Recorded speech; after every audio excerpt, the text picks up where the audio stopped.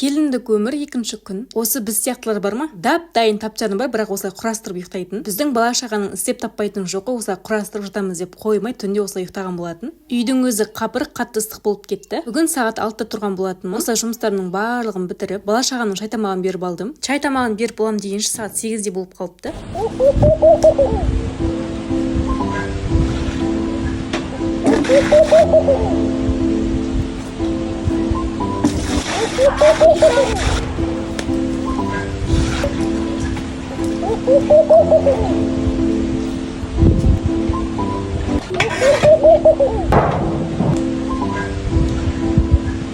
Жиыннан кейін қазанды жууды ұмытқан екенмін. Қазанды жуып, сырттардың барлығын осылай сыпырып алдым. Айтпақшы, қыздар ертең бізде тойға дайындалу керек болып тұр. Сол тойға қандай киім кисем екен деп қатты ойланып жүрмін. Көйлек алған болатынмын, бірақ кішкене өзіме ұнамай қалды. Осылай жүргенде түс болды. Түскі тамаққа бізде лағман, бізге ас болсын.